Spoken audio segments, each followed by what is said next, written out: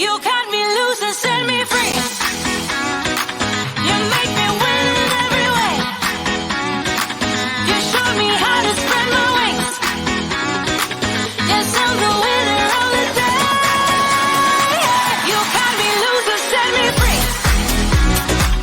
You make me win every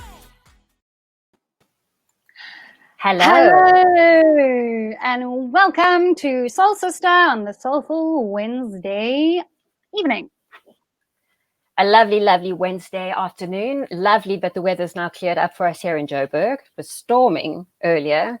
Had all sorts of power issues, as is typical of a Wednesday.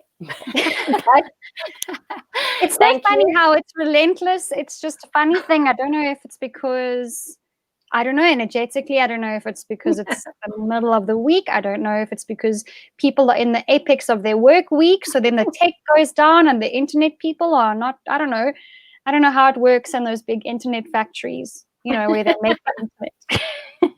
Where they make the internet, yes. And they make the weather. But we're so lucky that we actually are on, and you're looking well, Coms. Have you had a great day and a great week so far? Yes, it's been a good week for me. It feels like a lot of things are, so in Afrikaans you say, dinge kry nou rigting. It feels like things are going in a direction, you know. And you, Sami?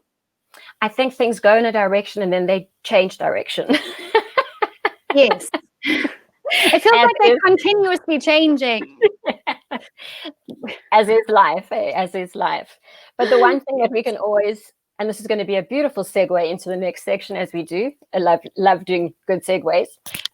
You know, as something that we can count on is that our guests have been astonishing week after week. The people that we can absolutely uncover and discover, and then, you know, people that can actually teach us stuff, can talk us into all sorts of conversations and engagements. And it has, I have to say that the one great thing about Soulsister for me has been allowing us a glimpse into people's lives that we might not normally get to have a glimpse into their lives. And we might not be able to engage with them. We might not get to have them in our circle of friends. But without fail, these people have shown me what amazing people we have in this country. The amazing people that are doing work on the ground level. And that's inspiring. So that has certainly in this time been something that has helped me to certainly see the positivity in everything. And totally. And so today, another one of our guests is incredible, and somebody that I've been following on Facebook for a long time, really enamored with her. And so it's amazing to actually be able to sit down and properly meet her. And her name is Karina Andersen, and she is the founder of Smiling One, which we'll get into in more depth. But she's also authored the book and the depth coaching methodology called The Responsible Individual, and founded the Circles of Change Academy. So please welcome Karina Andersen. Thank you so much. Thank you. You are so nice beautiful. Look at your face. And I've always seen these pictures of you. The most beautiful, serene, gorgeous face. Look at you. I must say, Sami sent me, she's spoken about you before, and she sent me a little bit of information on you. And when I saw what you looked like, can you hear me? Am I breaking up? Yes, no, I can hear you very clearly, Carmen. When I saw what you looked like, I thought, my word, you are honestly a beautiful woman. You are. And thank you for being here. Thank you for agreeing. I know that you're really busy and that you've got like lots of important work to do, but we're really glad to have you. So what I wanted to kick off with, first of all, was just to say, you know, listening to your amazing accent as well, you are originally from Copenhagen, is that right? I'm originally from Denmark. Yes, that's correct. So you were born there, and then tell us a little bit about what your life was like there before you, what prompted you to move here? So what was your life like before you moved here, and why? Sure. So it has been quite a journey also, because I actually haven't lived in Denmark for many years, because I think, you know, the world really summoned me. You know, I really have this pilgrim soul that's always been very restless and hungry. So very early in my life, I ventured out and I lived in different places. So, but when I lived in Denmark, so I grew up in Denmark, which was a very safe cozy space, with your family, and very, and I don't mean this in any bad or disrespectful way, but a very ordinary life. When I look at my life today, it's so different. And, growing up with my family and my siblings in Denmark, and also having quite a, not really knowing where I fit in. Because that was one thing, I always, I couldn't connect the pieces. I had no idea what am I actually doing here. It didn't make sense to me. And I think I had this really urge to step in and step out. So my father, his mom was a real gypsy. And I think, I got a real good injection of that gypsy gene, which then took me to the US and to Germany and eventually then to South Africa. Incredible. And tell us how, how old were you when you arrived in South Africa? And with that gypsy gene, why did you decide to stay here and where else? So you see, it took me quite a bit of time to find South Africa, because South Africa was never on my map.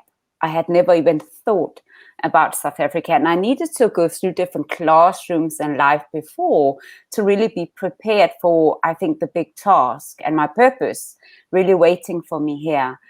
So first I lived in Germany for some years, and I got my 2 kids, and their dad unfortunately died in a car accident in 2002, and that was kind of the first big summoning into awakening me, so often we only really start to pay attention when something big shakes us, because otherwise we just keep doing what we're always doing. So that was a big thing in 2002. That took me, so we traveled a little bit after that. I sold everything I had, took my 2 kids, 6 suitcases, and then we moved to the US. Then I arrived in the US, and then I realized, you know what?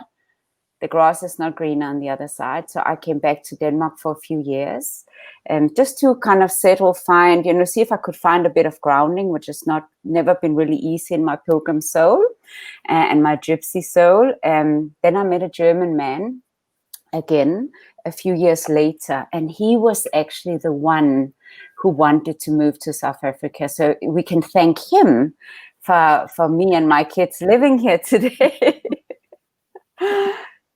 So that was actually, the door opener. So it wasn't on my map. And it's almost like that the journey has called me, prepared me, summoned me to come here. So it's a really gutsy kind of life. I mean, for you to absolutely then move to the US, to keep moving with your kids. What job were you actually doing? What was the work that you were doing? So I've been, since I was, so I have a degree in banking. So I did the first 2 years of banking. Then I broke it off in my early years, because I kind of found that that's not me, pursuing that banking degree. So I dropped off after 2 years, and then I went into nutritional coaching. And I've really been in coaching since back then. Since 1994, that's been the path I've been pursuing. And again, when I lived in Germany, nutritional coaching, went a little bit more into business coaching with my partner at that stage. And then when I went through the whole trauma and losing my partner in a car accident, it really prepared me to, really see coaching from a deeper perspective, and not just to do it surface, but to really get into the depths of my being and do all of the unearthing that I needed. Sure. So I think the word coaching for many people can be quite a umbrella word. What does it actually mean? Can you give us some more insight for someone who's not in the business world and who doesn't really know what coaching is? Can you tell us a little bit more about what you do and what you specialize in? Yes, so I created my own methodology, depth coaching methodology. And for me, the coach is really somebody who walks next to a person as a travel companion, somebody who does not give the answers, who does not have the answers, because I'm not your journey and you're not my journey, but certainly in depth coaching, we avail ourselves a lot and open what I call windows into our journeys as examples. And that's also why it's so important that, as a depth coach, you can't wing it. I'm not saying that coaches are winging it, but very, very often we haven't done our work. But in depth coaching, it's really, really important that what you teach is what you practice. So when you walk next to somebody, you have been sitting in the fire of your own journey. And that is the space and container you can provide for the people who have the courage to dig and journey and to expand.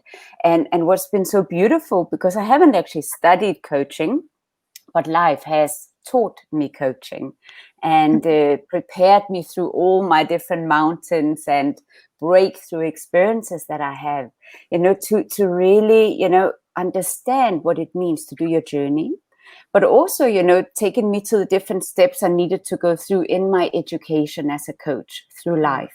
So first it was the depth journey, really being in the fire, the loss, the trauma, raising 2 kids as a single mom, really trying the whole entrepreneurial journey, coming to South Africa. And now this wonderful man who brought me here, which I'm deeply grateful for, but he asked me to move out 3 weeks after we arrived. So, it became one of, another school and classroom. And I was like, okay. And bless him, because it was exactly what I needed. And that's another thing to understand, that life is a teacher, challenge is a teacher. We get exactly what we need. And just to see the last 8 years in my education, so life is my university. It's my platform where I educate myself.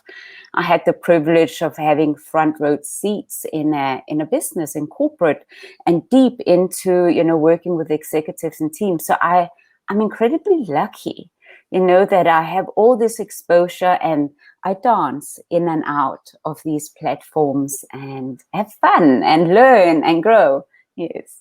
That's beautiful. It is almost such an intuitive journey, what you've done. And I think that almost we find ourselves on that journey. So like you say, you could be studying one thing, but your calling or your purpose is in something else completely. And whatever it is that you're doing within yourself or on yourself and within yourself is going to take you to that next place. So your own personal development obviously leads you then to, I'm really good at this actually. And I actually am working on myself, and this is helping me to walk alongside someone else because I've done it. It's almost like the archetype of the wounded healer, someone who's really been there, suffered through, and clawed their way back out, and the rising phoenix. It is like that. You speak about tremendous loss and trauma, and I think sometimes people have one awakening. We've spoken about this before. You have the stories of Eckhart Tolle and people like that who might have one major awakening, and then it's just a series of small, but for most of us, it is a series of awakenings. It's like one thing after the next, and if you don't learn it, you'll learn it another way and another way. And like peeling back all of these layers of stuff, and so you've been coaching for about 12 years now, is that right? Well, yes, and in South Africa for 14 years, yes, and in my nutritional coaching, which I did already back from 1994, where I traveled around the US and did lots of nutritional coaching, courses, and educated myself. Really tried to get deeper into that, and also, right there, the laboratory of, I had an eating disorder as a teen and up to my 20s, and again there, was one of the most profound laboratories to really understand, what does health mean? What does it mean to stand in my power? What does it mean to invest in myself? So from very early on, I was given all of these classrooms to really get in touch with walking a journey and being a student of the journey.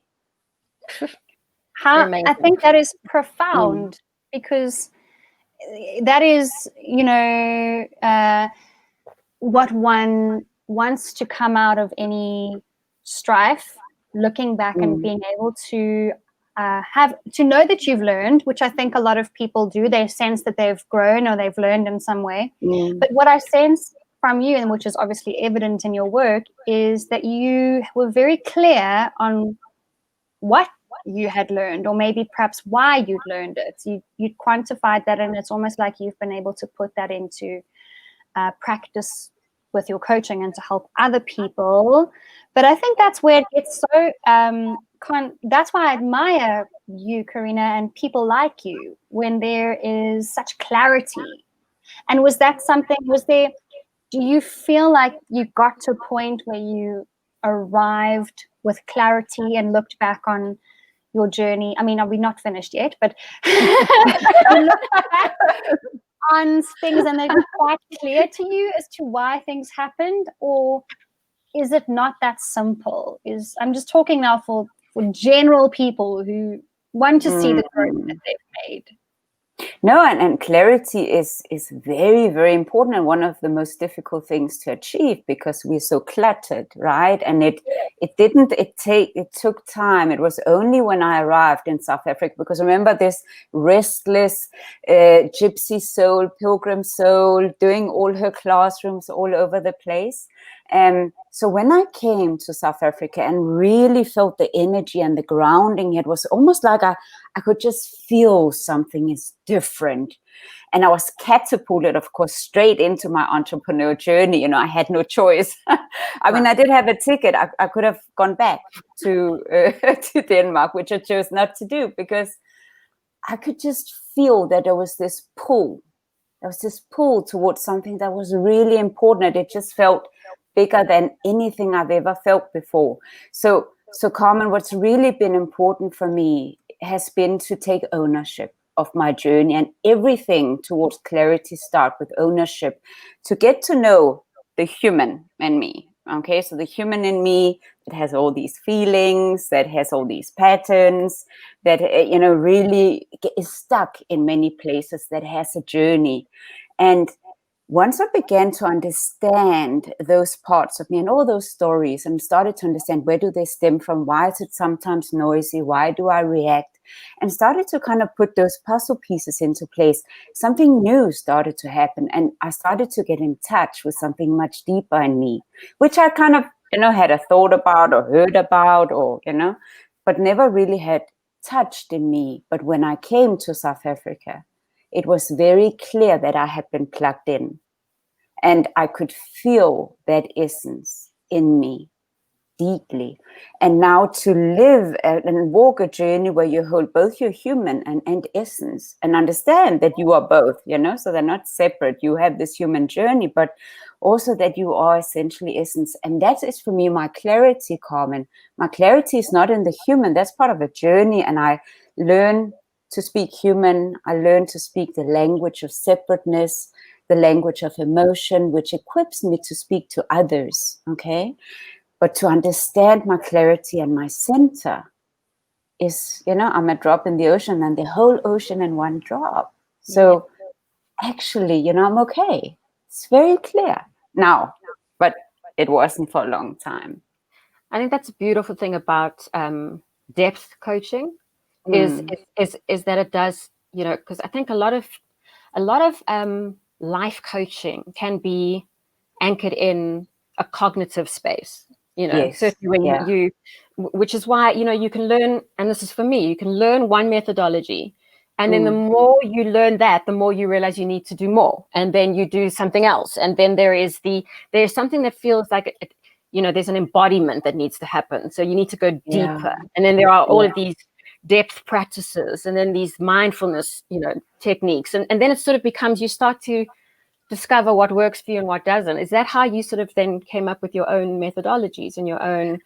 So I started, so when I came here, and in that first year of being catapulted into my journey, I wrote my book, The Responsible Individual, which is a journey. It's part, I add a puzzle piece into the book, but there's a lot of blank pages and invitation to the one who's going to co-author the book, which is the reader and the student. And it's a very engaging process of inviting the client. And I took the book with me, and the script of the book with me, into South African prisons from 2008.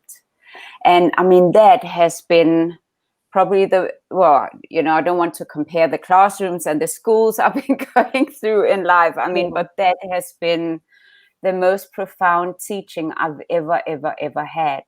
And to actually, in my own growth, and deeply understand, as I was taking what I channeled into the writing of The Responsible Individual and these teaching, and put them out into the space. And as we journeyed together, writing the book and developing the coach education, which today has shaped the Circles of Change Academy. So everything is evidence-based. So nothing that I really work with is just because I had an idea. I woke up one morning and I wrote a book and I put it out, you know, I mean, and I'm not diminishing, you know, and not that people do it like that, but it's been really, I always say, it's been born in the fire of journeys. And I couldn't have done it without all the people that were part of that journey, you know. So Smiling One today is a sum total of all these people who have had the courage to stand in the fires of their journey, and not just a cognitive journey, but one where you actually allow the journey to break you open, and where you allow yourself to stand naked and be vulnerable, and that you touch your soul in that space. And that's what, Sorry, you were going to say, Karina? You know, so I'm saying that the prison process has really been that for me. And how do you, you know, I think writing a book, in my mind, requires, you've obviously, through your years of experience and coaching, you, as you say, you learn the language of human, which first of all is how we communicate, especially through writing and reading. But in developing a program like what that you've done, more than one, multiple, how did you, was it themes that you saw in life or when you were working with people that would kind of mold the structure of your book, that would inform the language, or, you know, because you are very clear on, when you describe your book, they are over through lines. How do you come up with what those are going to be? How do you base a coaching program on pillars of XYZ, or how did that happen for you?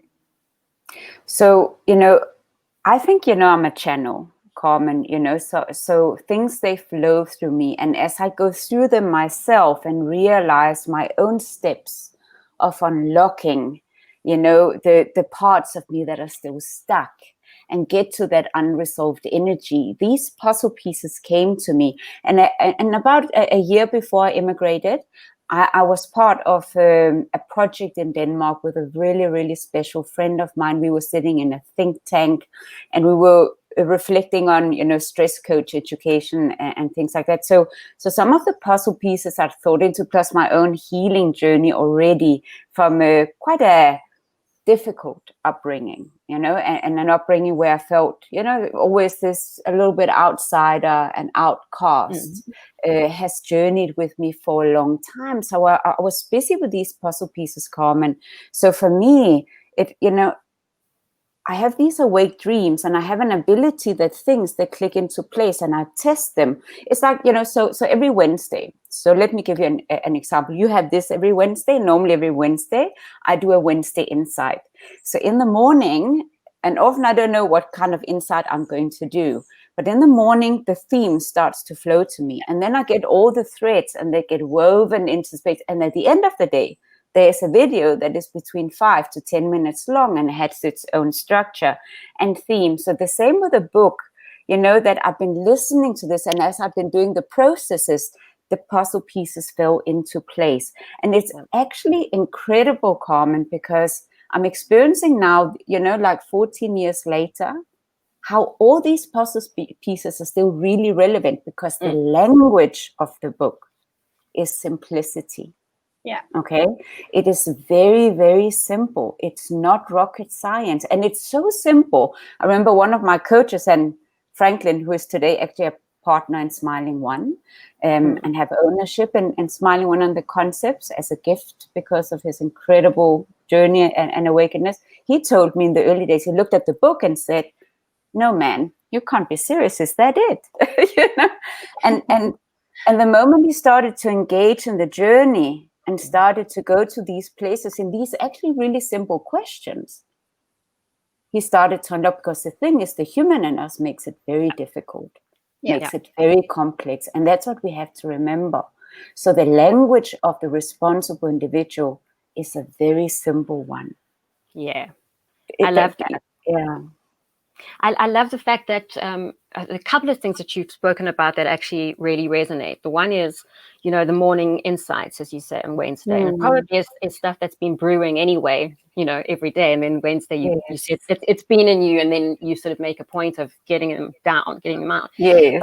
But I find that morning journaling, the morning pages when one wakes up, that's often when I have the best kind of insights or discoveries is sort of just writing, and there's this flow that happens, and like you say, you find yourself in a channel, and things automatically link for you. Yes. And when you see them, you can have these aha moments just between yourself and the book and the pen, Yes.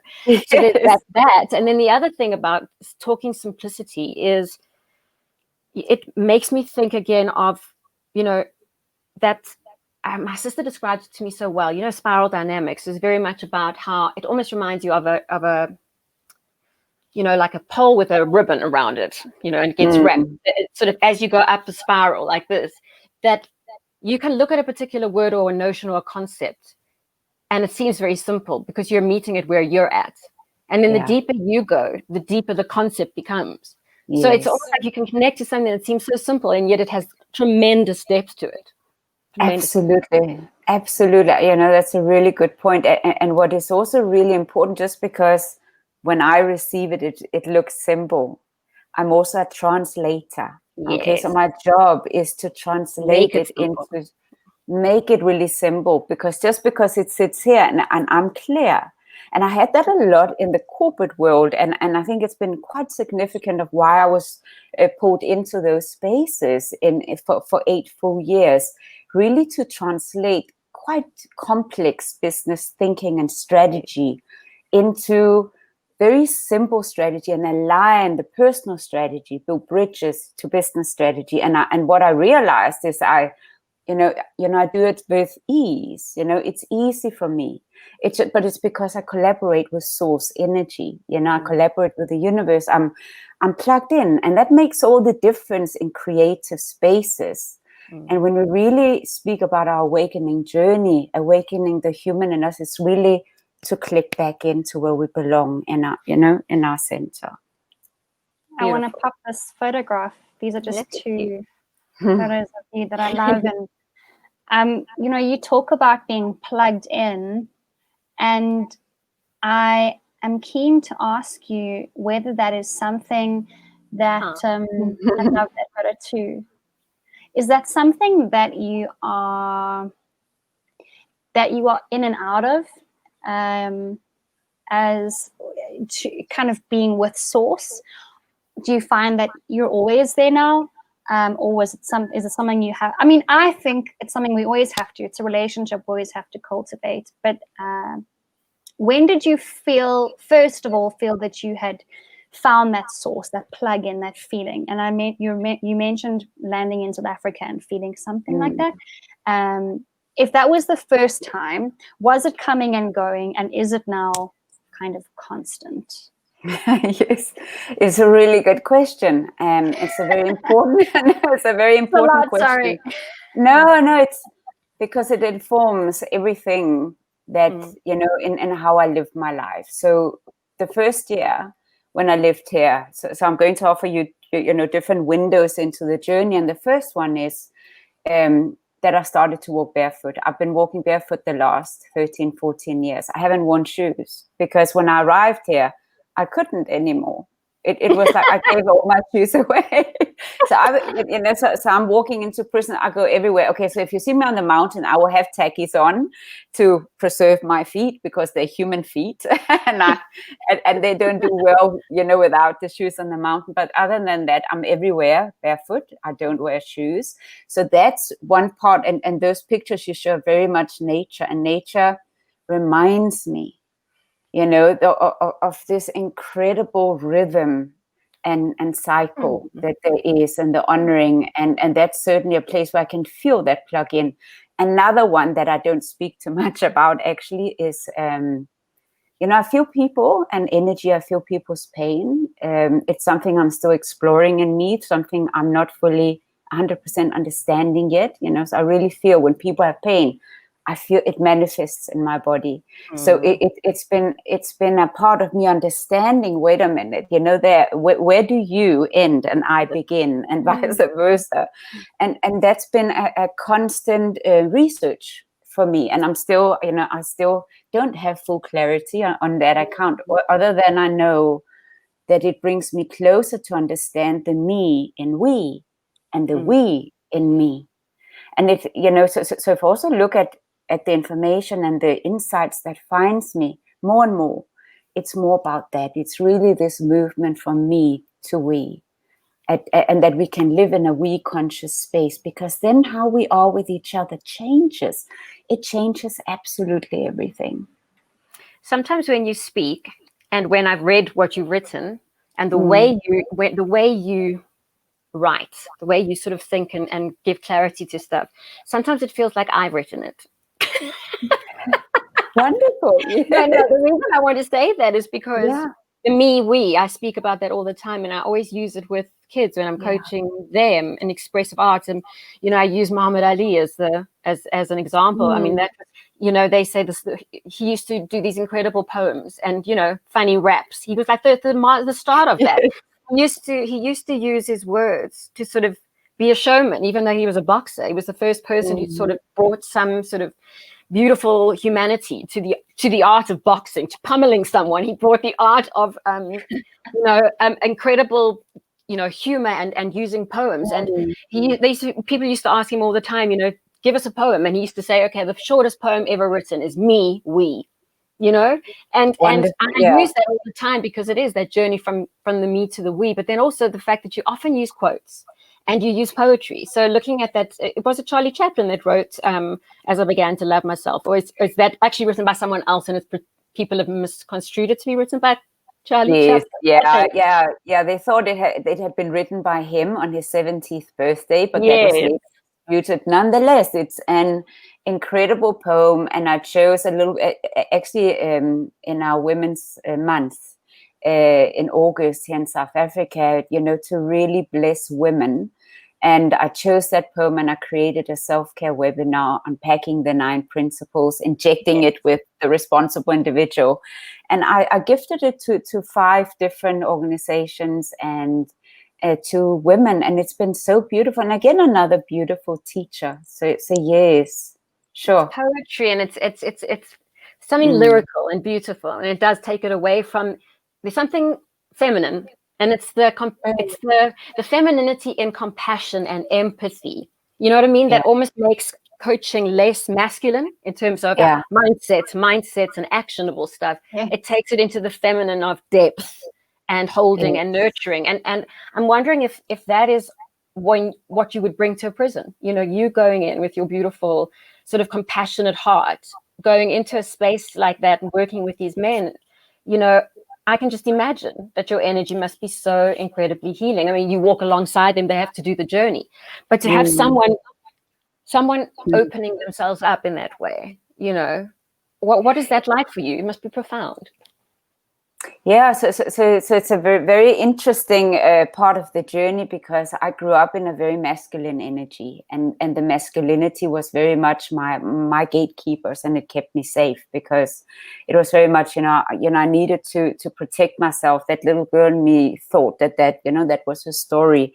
So coming into a very masculine world, I didn't come in thinking that I would bring, the feminine, but it certainly has been part of what has cracked open in me as I connected really into the source energy. And, a lot of people, have said, like, okay, you've done all this prison work and, look, you're helping people. I said, well, actually, there's no other place than more abundant exchange. I feel. Yes, they give you. Yes, you feel you receive so grown, much. Sure, incredibly in the journey. And I mean, it's been profound to actually deepen myself and to walk next to, to see my own prison, to see my own incarcerated mind, and to open myself in these spaces, and to actually, you would have here Franklin and Bradley with me there, on the left, and Soleja, who's standing with me on that one picture up to the left. She was actually the first person I knew in South Africa when I came here. So, you know, this whole journey of the masculine and the feminine has been quite big for me, and to finding and actually being and standing in both, because we need both, but to discover the gentleness in me, the kindness in me. And kindness is one of my main values, because it helps me when I meet the masculine, the judgment, the control that's quite strong, and the protective energy in me. You know, I can kind of, you know, I roll it in, take the leash and really practice kindness. So kindness in how I think about myself, and also, and this is really important, kindness in how I treat myself, through how I eat and how I practice my exercise. So my exercising used to be brutal, very, very masculine, where, you know, really finding yoga and allowing that to be part of my journey.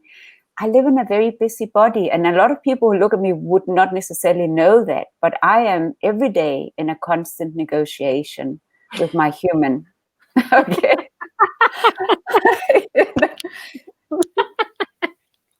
Yeah, that sounds like pretty much accurate. You know, so that to really be able to find and stand in center, that helps to really negotiate and calm the human in me, because I have a very busy mind. I have a very, very busy body. I need quite strong exercises. So my yoga practice is also quite strong to kind of like discharge. Get rid of that energy. Incredible, because it is. I love how you you do speak about the human in you, and you have. We covered this actually quite a lot, but you've very successfully, in how you actually speak day to day. So it seems have the knowing, which is outside of the me and the human being. So you've got the witness. You see the soul, and you are there all the time. There's you understand that the mind and this human vessel is a gift to you, but it should not be a master of you. And you seem to be very, very well versed in how you speak about that. And that for me is quite a powerful thing that you just said. I'm in constant negotiations with the human in me, because some days it just feels like there is this deeper knowing, but it's just the human in us can be so overpowering. And I want to throttle the human in me some days. And I've, as Sammy will say, will be able to attest, I've got a very cerebral. My mind is very cerebral. So this thing is the most amazing blessing, but it is also the most incredible curse. And I think what grounds me, what brings me back to center is, as you say, taking the time, and you speaking about living according to values, and what, you know, those are grounding and centering, because they're kind of words or notions we all can go back to once we've identified them. So what are your values? What have you identified as your values? So first I want to say, you know, that, and it's a very big part of the responsible individual, is all about personal value-based leadership. And because the human in us, and because it's a constant negotiation, we got to be really intentional about showing up for that negotiation. Otherwise, we do not stand a chance. And I'm really very, very serious about that. Also because, you know, if I look at my own journey of consciousness, that it doesn't become less negotiation, but I just am really aware of the negotiation taking place. So it's less hijacking, and that's a big difference. And so these values ground me. So the kindness is incredibly important because of my strong gatekeepers. Both they're strong towards myself, but they can be very strong towards others as well. So just noticing that as well. Respect is it's one of my really, really dear values, also as a mom. I also work quite a bit, you know, with parents and their teens, and respect, you know, that when you step into the sphere of a child, which is a soul, right? And they're deeply connected actually to that center in them. And very often parents have not been in touch with that part of the child. And they're missing each other and they can't communicate because the child just wants to be seen. And when you go in and meet the child and suddenly they know you're seeing them and it's like they stand up inside of them. And you show them that level of respect and you start to help them and nurture to speak that language. And it's one of the things my kids have taught me, really what it means to stand up and respect. Because, the first few years, I wasn't the best mom.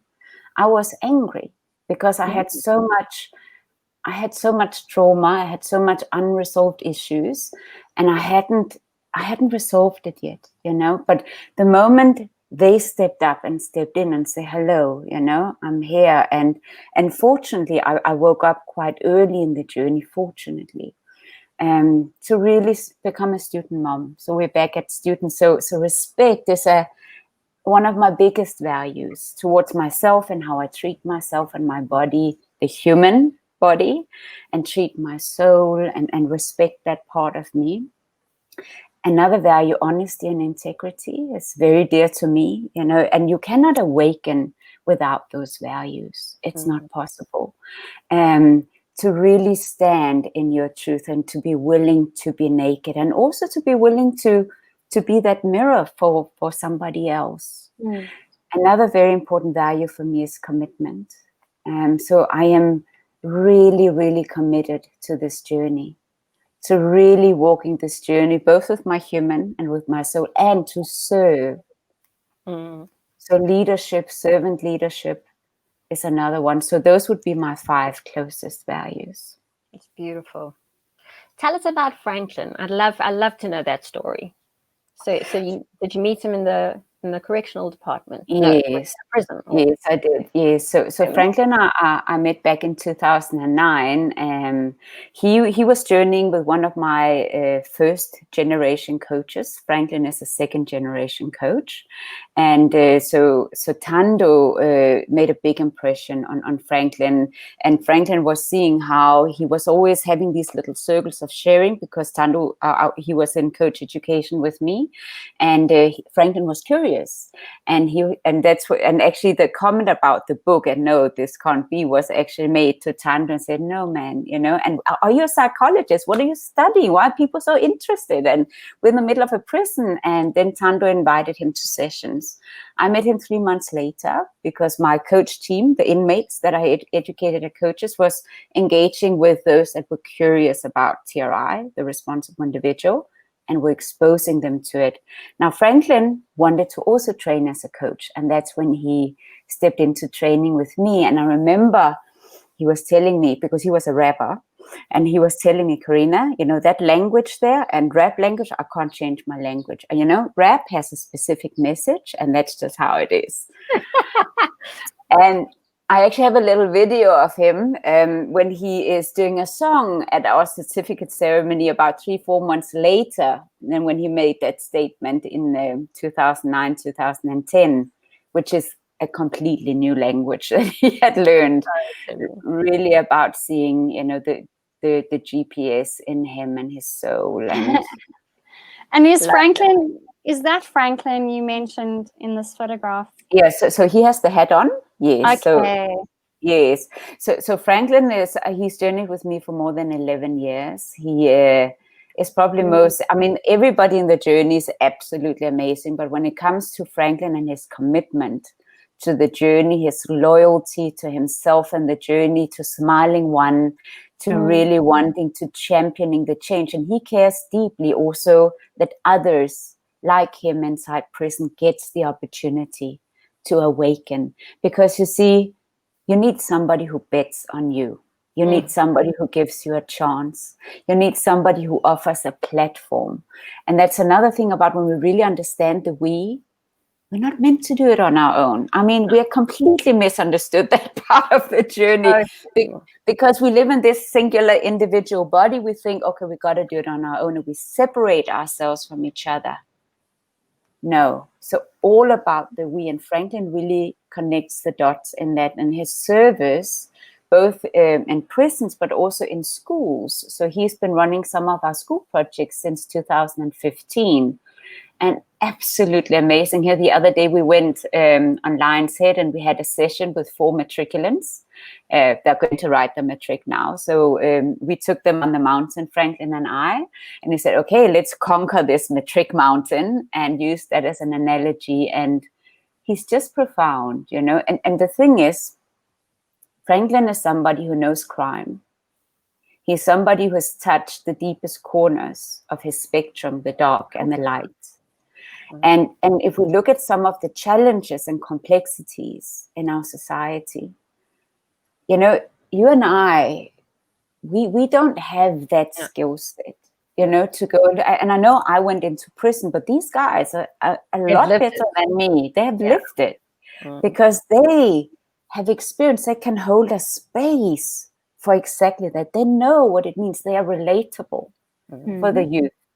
And that's also why we want to invest so much in the prison process, to develop more, I mean, not more Franklins, but like Franklin, change agents that can be beacons for the youth, so that there are that there are travel companions, so that we can, you know, unlock, and that we can unlock the potential of this beautiful country.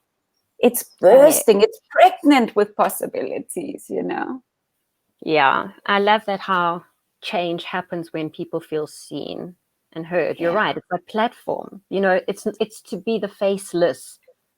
When you're the faceless one, or the ignored one, or the, you know, it's the what is it they say, the opposite of love is not hate, it is, what's the word, it's almost like apathy, like not caring. What is it, it's, words have failed me. It's almost just not being seen. It's just a lack of it's almost like you're invisible. You know, that almost is more heartbreaking than hate. And hate is actually an actionable, you know, it's fueled by anger. At least you can overcome it. When you're invisible, how do you overcome that, you know? Absolutely. No, absolutely. So it's profound to see these journeys and how these kids, this youth is coming alive. And we have some great examples of kids that the youth were actually in gangsterism, and how they completely brought, as we call it, new eyes into their journey, into their life. And it's very touching, you know. It's profound when you get a front row seat to somebody's journey and you see what they choose to do with it. It's absolutely magnificent. I mean, what's better than that? Yeah. You know, inspiring. And so The Responsible Individual is your book, and that is where, around which everything is based, right? Your coaching, and it's TRI. Is that kind of the right word to say? It's based on that, or so it's the foundation for our work. So it's the founding pillar in the Circles of Change Academy. And if I look at the elevations of TRI, we call those, you know, the teachings of the Garden of Awakening. So the sequel of TRI, which is still TRI, because it lies within that birthing and foundational energy, where, you know, in nature, you know, when gardens come alive, and when we awaken, we each have a garden.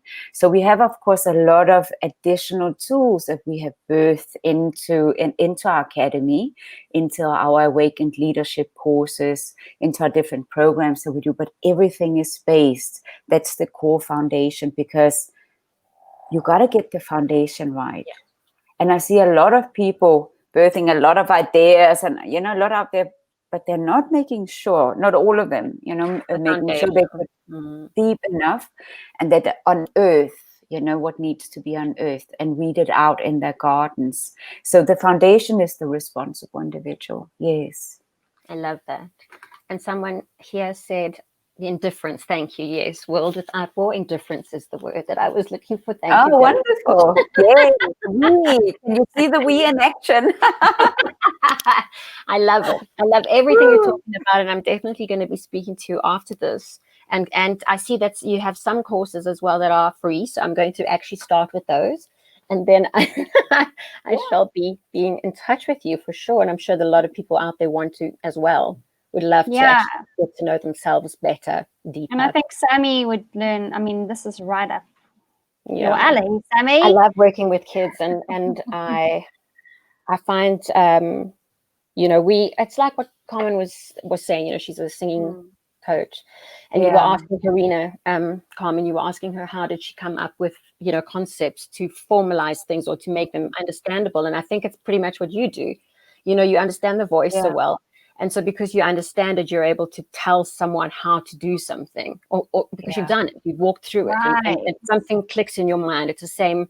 Am I right? It would be the same way. And for me, I feel like the expressive arts, we're so lucky to be actors, because that is one way of having to go deep and having to look inside. And I think all the skills that we learn without realizing it, and this is something that we've all done, Carmen. So like we will have done it our entire careers. And then at some point you realize, this is everything I've learned. These life skills I've learned from that.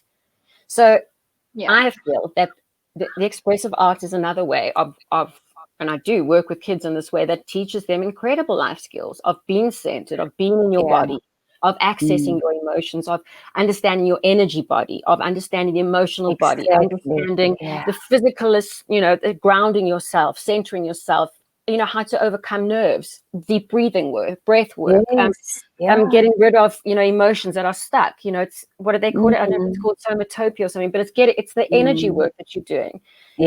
There's so much that we have to do as actors. So we're so lucky to have that. And then to realize, like you, I'll walk into a space with, we work in township schools. And so walking into space and you think, this is so simple. Seems so simple. And you spend 5 days with them. And the simplest thing suddenly turns into this amazing show that they've put together, created. And you think, they've taught me. When youth talks to adults from their eyes, and like you say, you can leave that experience and feel like, people will say, you've done amazing things. And you go, I have done really nothing. I've walked in and I've received. What I've gotten back feels like it is of such magnitude that I feel like I've not even given, I don't deserve what I've been given, just in terms of the energy back, or the feeling back, or just the sense of connectedness that you get back. But you see, it's also what teaches us humility, and that's really, really important. That you realize how tiny you are. That you are a spark, that you are a tiny puzzle piece in the bigger puzzle of life. However, without you, the puzzle, it wouldn't be complete. And that is what teaches us worthiness. So it's also really important to understand that you're definitely worthy, in that process, because otherwise, to be a vessel for this energy and a channel and to hold space is really, really important. So that's important, but also the humility, and I practice that a lot. It's another big value for me, because when you're able to channel all this energy, if you don't work with humility, it's easy to, well, it's actually not me, but you can get confused, right? Because look at all these things that flows through you. So to understand the me and we, and the we and me, helps the practice of worthiness and humility as well. Love those two sides of the coin. It's beautiful. Yeah. Karina, I know we probably have to wrap up, but I really want to know what a day in your life looks like. And do you fit all of these practices into one day? Do you kind of journal every day? Do you meditate every day? Do you exercise every day? When do you do your grocery shopping? And do you walk into the grocery store with no shoes on? Yeah. Yes.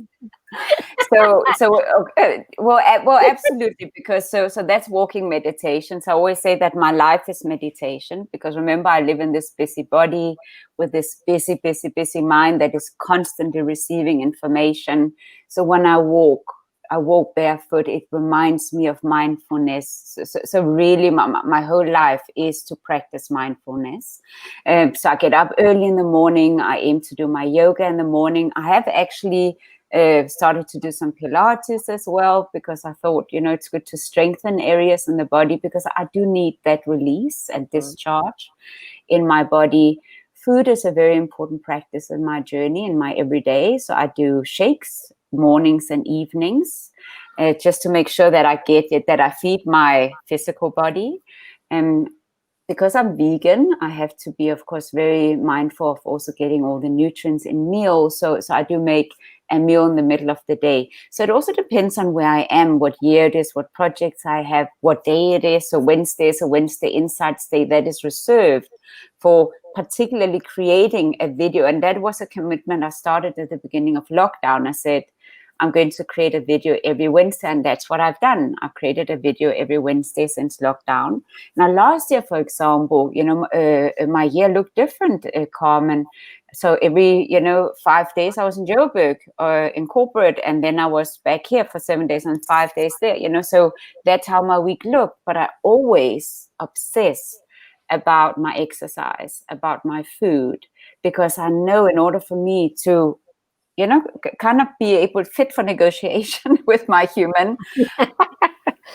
And that's actually part of some of my programs. The fit for negotiation is quite a funny thing, but it helps me center. So my food needs to be in order. My exercise needs to be in order.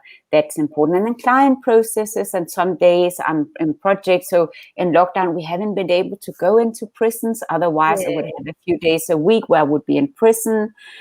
So we're hoping very soon we can get back in. We are speaking both with Portsmouth and Bronfley about reopening our processes. That's really important to us. Our school processes have been running. So my team is in project every day. So I go in either once a week or once every second week.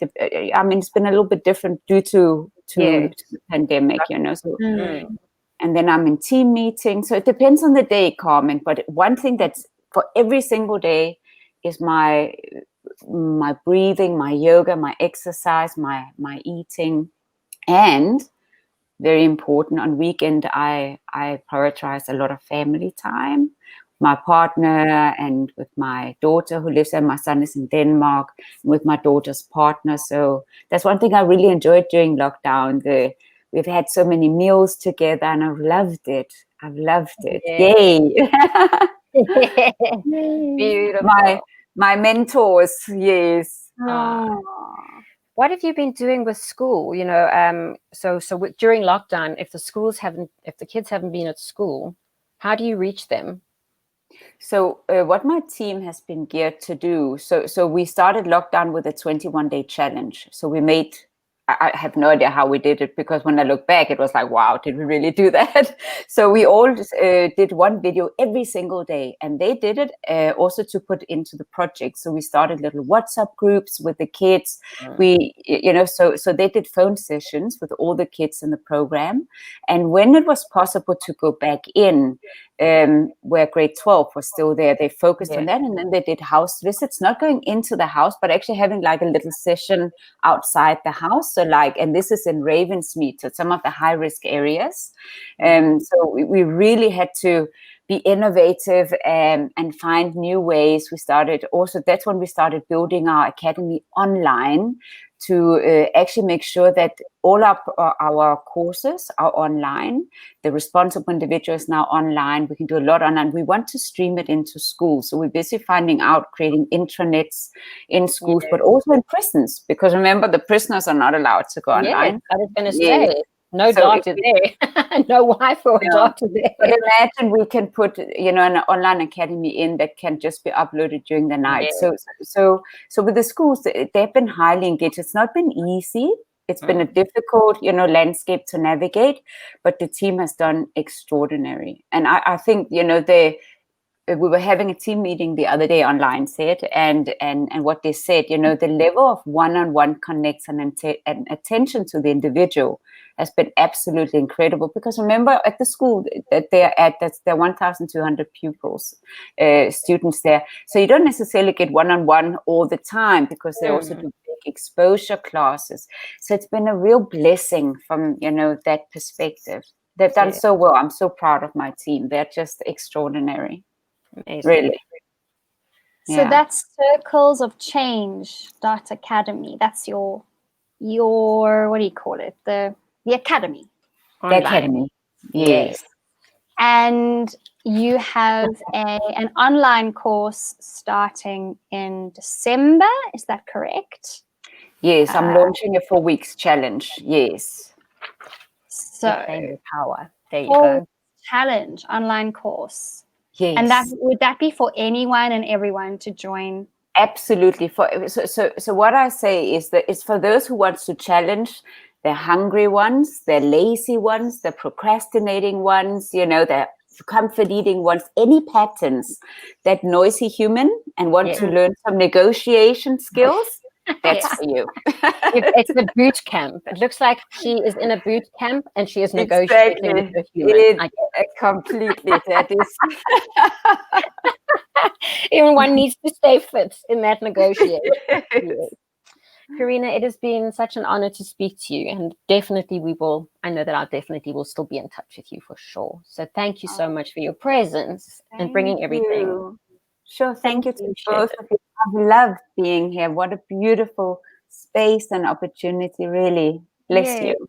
Yeah. Thank you. It has been a lovely, lovely Wednesday evening. Thank you. Absolutely. And thank you for inspiring us, and I've only really now got to be acquainted with you, with your work, with your soul, and I also am going to go on to Circles of Change right now because I want to go and have a look at what else I can immerse myself in. And thank you for making me and Sammy, and I'm sure anyone else who will watch this and who has been watching with us, feel, I think, grounded, empowered, inspired, and ready to do the journey we need to do on this planet. So thank you. Thanks, Carmen.